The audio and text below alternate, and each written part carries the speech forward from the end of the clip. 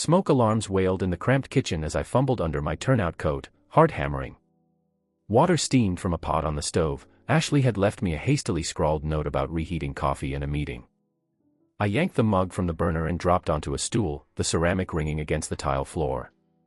My call-out lights had just gone off, another structure fire, and my legs still shook from crawling through thick, choking smoke. I needed coffee more than air. I slammed the mug into its saucer and reached for the newspaper my sister had tossed on the counter before slipping out with Emma to my parents' house for the weekend. I unfolded the paper without checking the headline and nearly doused myself when cold coffee sloshed over the rim.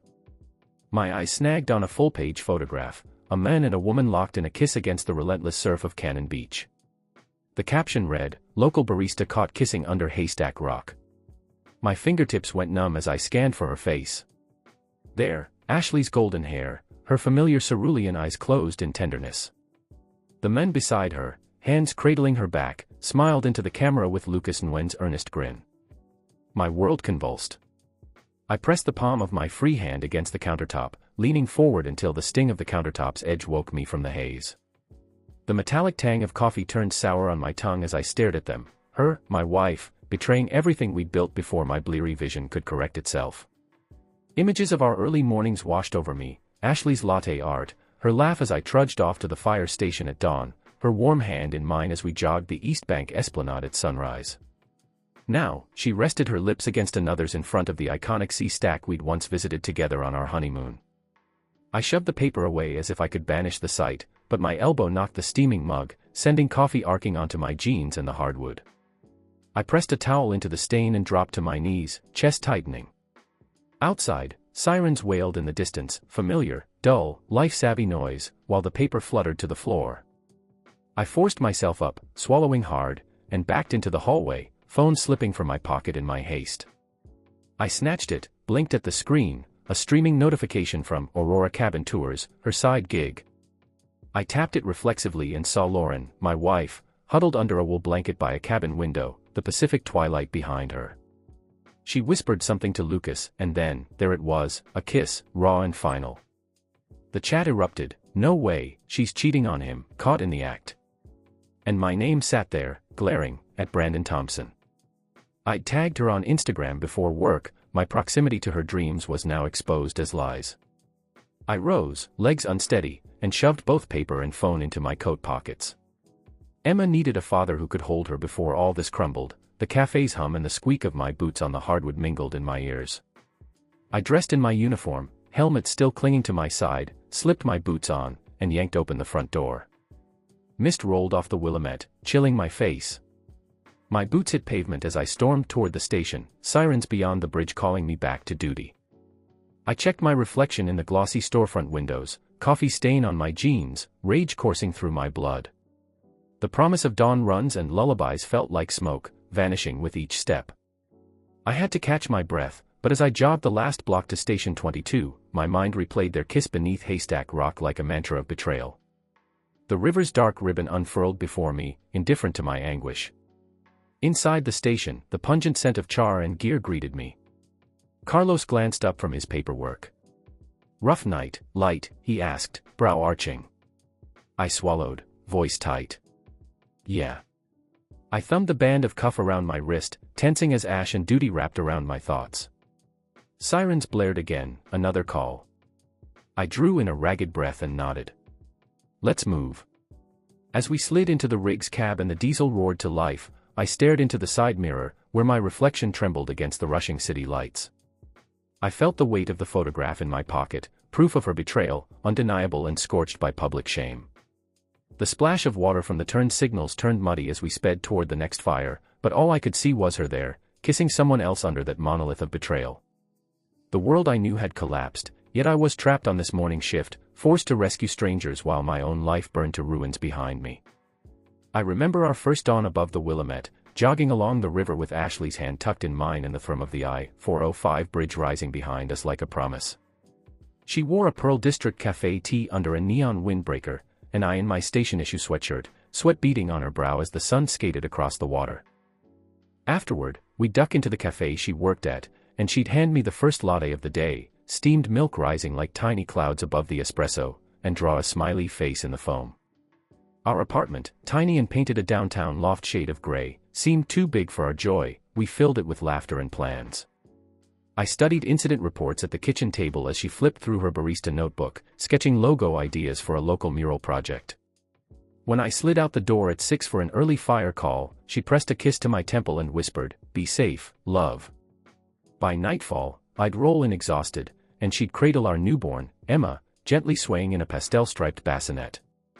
She'd set a fresh mug of coffee before me and say, "Take your time, Dad." Those moments felt like bedrock, our shared love solid beneath the shifting patterns of smoke and steam. But as my overtime piled up, covering back-to-back structure fires, mandatory wildfire response shifts, EMT refresher on Sunday, our morning routine unraveled. I'd skid into the loft at 5 a.m., boots clattering, half-dazed from adrenal aftermath. I'd find the kitchen cold, the coffee maker gone cool, and a note from her pinned to the fridge, "Brewed a reserve for you, labels are next to the pot." Heading to Lucas's for mural work, back by 8. My brain, still lodged between sleep and emergency adrenaline, would register mural work, and I'd nod, slip on jeans, and head out to the station without a word. I blamed it on duty. The firefighting code said protect others first, family second, and she seemed to understand, smiling bravely while I wrestled burning homes and unconscious victims. Still, fissures formed in those small hours I spent alone in our loft. I noticed her cafe apron with a faint streak of fluorescent blue paint. She said it came from a paint wipe down after a cleanup spill. One morning, I discovered a splatter of turquoise on the coffee counter. She claimed it was leftover from the same cleanup. But the cafe's cleaning crew insisted it came from acrylic pigments, not food-safe dye. I asked once at 5 a.m., cradling a lukewarm mug, "Are you sure you were at the cafe until midnight?" She met my gaze, tired eyes bright. "Just a rush of orders, Brandon. I stayed late to close up." I nodded, chalking it up to busy season, but a knot of doubt prickled in my gut. Then came a receipt for Cannon Beach Brewing, dated a Wednesday night, $38.20 for 2 Alesh, 1 listed to go for lab testing. I found it tucked in her wallet under a late-night sketch scribble. She said she and Lucas were experimenting with beer-inspired color palettes for the mural, and they'd driven out to the coast for inspiration. I believed her because I wanted to believe her. Besides, the cafe closed at 10, and by 10:30 she'd still be in her station's apron if serving customers, not wandering a seaside brew pub. Yet I said nothing. I watched her in the morning, her hair tousled, eyes glittering as she described how the coastal mist transformed pigment. I forced a smile, reminding myself that creative collaboration often bled into odd hours. One Saturday, after a 14-hour shift, I surprised her at the loft just after dawn, expecting to find her grabbing donuts before opening the cafe. Instead, I found her at the tiny workspace we'd carved out under the eaves, sketching on a tablet with Lucas's logo in the corner, Cannon City Mural. She looked up, startled. "Brandon, what are you doing home so early?" The glaze in her eyes stuck there as she said it. I held the receipt in my hand. "This was last night, Cannon Beach Brewing. I thought you were at home with Emma." She swallowed, gaze flickering to the bassinet. "That was for inspiration. Emma was with my folks. Mom said she'd watch her while I worked with Lucas on the mural mock-up." I studied her face, not seeing betrayal but panic.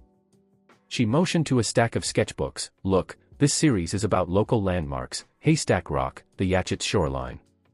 Lucas and I thought the beer color would help us capture coastal mood, that's all."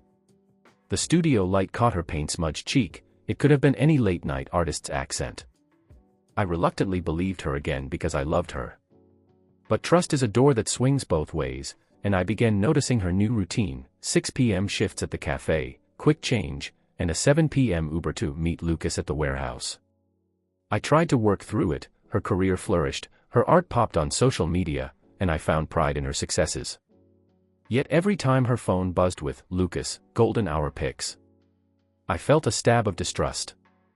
I'd glance at her screen in passing, see an image of Haystack Rock bathed in sunset glow, and wonder if she was racing back from cafe duties or sneaking away. One Tuesday, I slipped into her coat pocket a hidden tracking app, Find My, under the guise of planning an impromptu family photo shoot at the beach. I watched the pin blip towards Cannon Beach late at night, well after cafe hours. I sat staring at the dot, my heart ratcheting up the tension in my chest. I felt sick to my stomach but held my ground. She'd spun some explanation about Lucas needing to capture the spring-tide reflections on stone. I nodded along, but every time I felt her warmth on my arm, it felt like ice. Then Trevor, a fellow firefighter, cornered me with a casual wave outside the station. Brandon, Manitoba, saw Ashley and that graphic guy walking the beach trail at dusk Friday. Sure looked like they were scouting something important. He smirked as he said it, as though I ought to tip my helmet to that. I nodded, my jaw tightening. I replayed that morning's joy with her, how she squeezed my calloused hand as we marveled at the sunrise mist on the Willamette. Now her words echoed hollowly, the best color blends come right at sunset. I left the station without a word and stumbled down the Esplanade path, my boots thudding in rhythm with the river. When I got home that night, I found Emma in her crib, eyes drooping from bedtime stories. I picked her up, inhaled her soft scent, and spotted her phone on the coffee table, screen unlocked. A message preview glowed, golden hour at Haystack Rock. Lucas. My chest squeezed. I picked it up, my thumb tapping the screen, and the rest poured out, meet me for a quick shoot, don't worry, be back before Emma's bedtime. I felt bile rise as I scrolled up, months of messages, each covered in an artful excuse. I closed the phone and turned to find Ashley in the bedroom, rummaging through her paint set. I met her gaze, saw guilt flicker. She tried to speak, voice trembling, but I waved the phone in her face. Golden hour at Haystack Rock. The question rumbled out. She swallowed, fear in her eyes. It was part of the mural series. I needed the coastal hues. I felt a rush of betrayal, picturing her lips on his under that rock. I raked a hand through my hair, exhaustion, and hurt twisting into anger. The loft, the cramped space that once held our laughter, felt suddenly foreign. I turned and walked into the night, the Esplanade lights reflecting off the river like broken promises, vowing I would find the truth, even if it meant watching our love unravel piece by piece. I woke before dawn with the image of Ashley and Lucas kissing beneath Haystack Rock seared into my mind, the damp Portland air seeping through our loft's thin walls mingling with the metallic taste of still warm coffee in my mouth as I padded to the kitchen on tired feet, careful not to wake Emma. Cradling her in my arms, I felt her rapid, innocent pulse, and a fierce protectiveness coiled in my chest. No matter what this meant for Ashley, I would safeguard our daughter. Setting Emma into her bouncy seat, I surveyed the kitchen counter, a few lipstick-stained cafe receipts, a half-finished latte with steam still curling, and an envelope from the newspaper stand left by my sister. I retrieved a clean Ziploc bag from a high cabinet and tucked inside 2 lipstick-smeared coffee lids I'd fished from the trash behind Highland Park Cafe, labeling it, Exhibit A, Coffee Lids, 1/17 and January 22nd. Their turquoise smudges revealed acrylic paint, proof that the late-night mapping Ashley said was for the mural had been spent with Lucas instead. Next, I powered on Ashley's unlocked smartphone, her fingerprint still recognized me, tapped into iMessage, and searched for Lucas. Messages flickered on the screen, want to shoot the sunset at Haystack Rock, meet me at 6, bring the paints, can't wait to see you. I screenshot every late-night exchange, saving them to an encrypted folder on my laptop, then printed the pages and scanned them back into password-protected PDFs labeled, Exhibit B, iMessage screenshots, 1/1, 2/15. The printer's hiss sounded like betrayal crystallizing into proof. Then I logged onto our joint bank account, scanning transactions for the past 6 months. My thumb hesitated when I saw another late-night charge at Cannon Beach Brew Collective, $42.50 on a Tuesday, after both the cafe and Ashley's mapping hours should have ended. I printed those statements, circling in red ink each late-night cafe expense and noting, Exhibit C, bank statements, late-night cafe charges. The envelope of evidence now bulged with her lies. I dipped into her purse and found a Ritz-Carlton Uptown receipt for 2 nights, dated a Tuesday when she claimed to be working on the mural mock-up. I labeled it, Exhibit D, Hotel Stay at Ritz-Carlton, 2/13, 2/14, and added it to my collection. Holding that receipt felt like clutching the last shred of our future.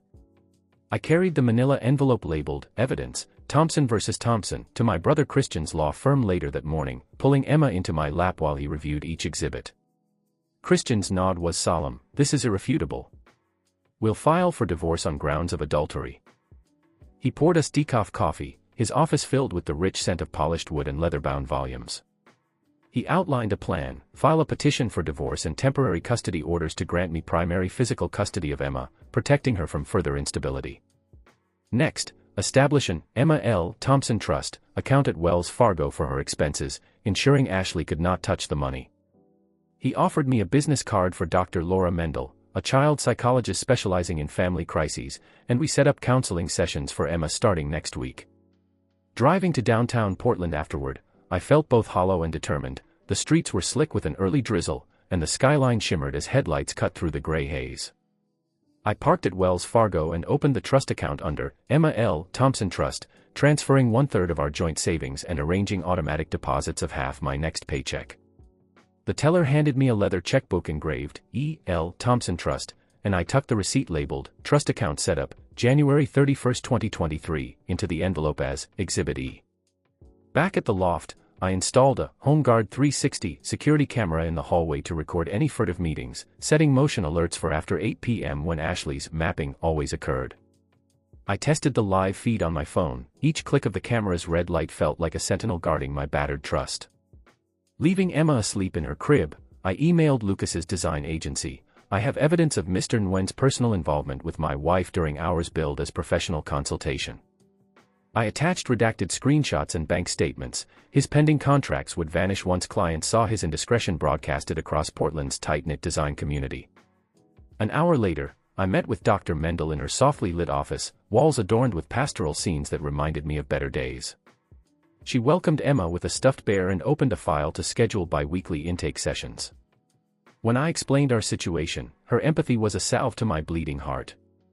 She emphasized that Emma's well-being was paramount, consistent routine, open communication, age-appropriate therapy, and handed me a Parenting Through Divorce workbook.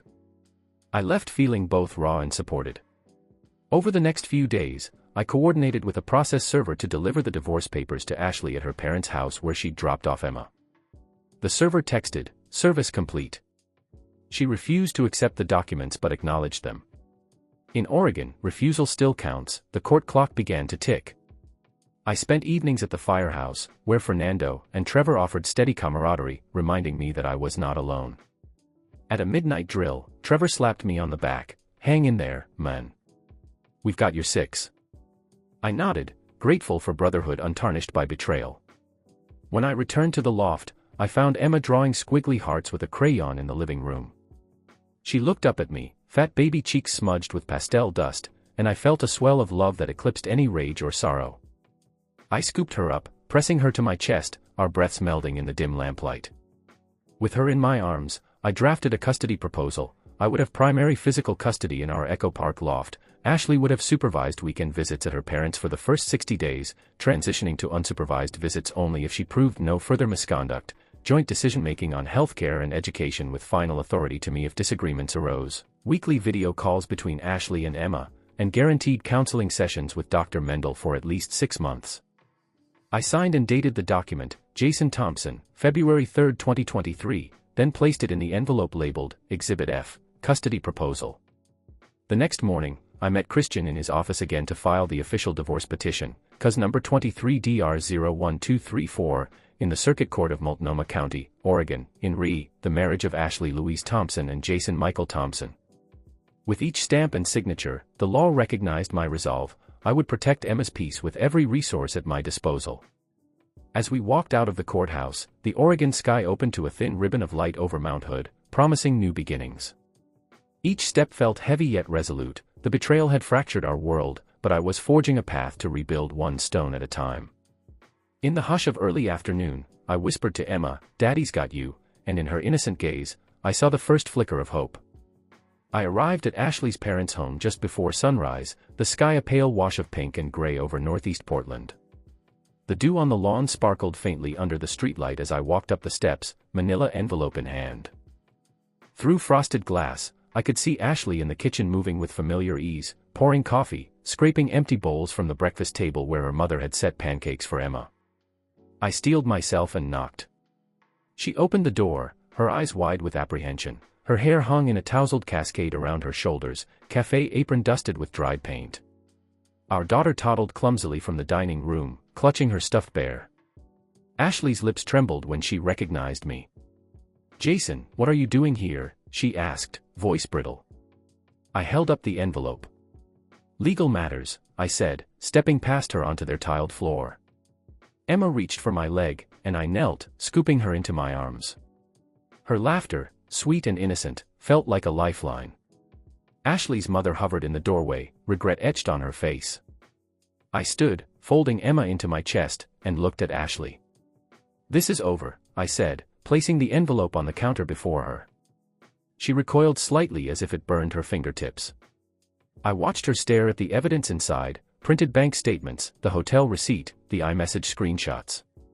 Her face paled. How did you," she began, but cracked off, unable to finish. I cleared my throat. "I gave you every chance to explain." But seeing that photo in the Oregonian broke something irreparable. I nodded toward Emma. "She deserves a stable life, one we can't provide together." My voice was even, but I felt a knot tightening in my gut like a noose. Ashley's eyes flicked between me and Emma, her lower lip quivering. "Jason, please," she whispered. "I made a mistake. I thought I could balance everything." I shook my head. "Mistakes have consequences." I glanced down at Emma's pink pajamas, the bear tucked under her arm, and swallowed. "I'm filing for divorce and I'll have full custody." The words felt like orders and confession all at once. Ashley's mother stepped forward. "Sweetie, he's just upset, don't," I said, cutting her off gently but firmly. "We'll do this the right way."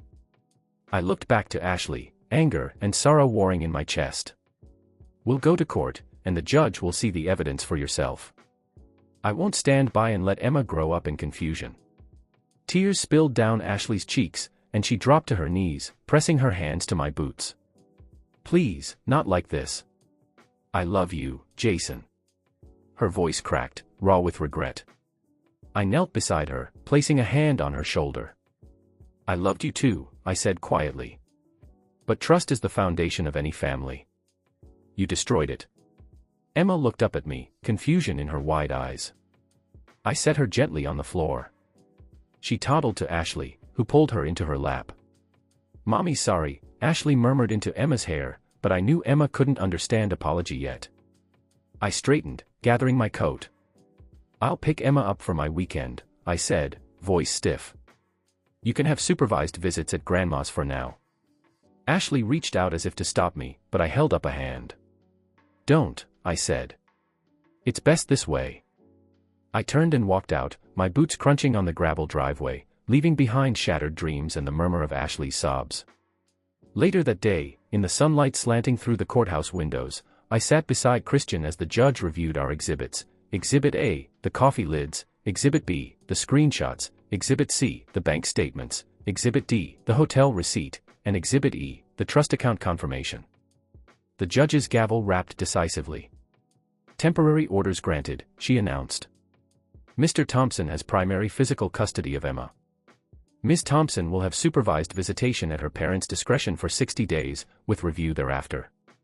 Ashley sat on the witness stand, shoulders hunched, eyes red, but silent. I caught her gaze as we exited the courtroom. She mouthed, "I'm sorry," and I nodded once, hardened by heartbreak.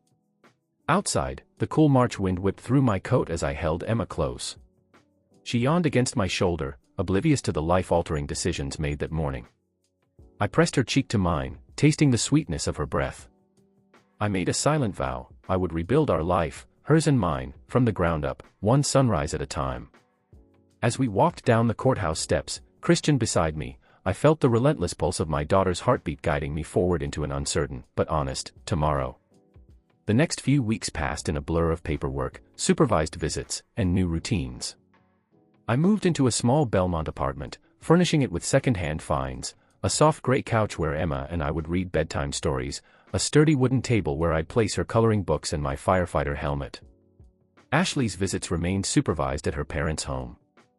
I'd pick up Emma each Saturday morning, our runs to Laurelhurst Park becoming our quiet ritual, just the two of us, her giggling as we fed ducks, me soaking in every moment. In court, the final divorce decree arrived with minimal fanfare. We split our modest assets, my firehouse pension, the loft, and her cafe barista supplies, cleanly, under Texas law, which in our case meant a 50-50 split. I retained primary physical custody of Emma, and Ashley agreed to pay monthly child support that went directly into her trust account. We shared joint decision-making for Emma's healthcare and education, but the judge granted me final say if we disagreed. I accepted it with a nod, feeling the weight lift from my shoulders. Now I simply needed to be the parent she deserved. I rejoined the volunteer search and rescue team at Forest Park, trading my grief for fresh air and pine scent. Weekends, I laced up my hiking boots alongside other firefighters and community volunteers, guiding lost hikers back to safety or planting trail markers for newbies. I felt my old passion reignite with each morning mist and crack of a branch underfoot. The Rockies might be a world away, but Portland's trails offered their own quiet redemption. Evenings found me at the firehouse's crew lounge, laughter bouncing off cinderblock walls as Fernando and Trevor recounted the day's calls. I rediscovered the joy of camaraderie, tagging along on late-night drills, sharing cold pizza and swapping stories of close calls. They'd ask, "How's Emma?" and I'd grin. "She's awesome, just learn to say, Dada, dot." The simple pride in their eyes reminded me that family extends beyond blood to those who stand by you through smoke and flame. One Thursday night, I opened my laptop and drafted the first post for my blog, Sunrise Salvations, under a pseudonym, on lost trails and found strength.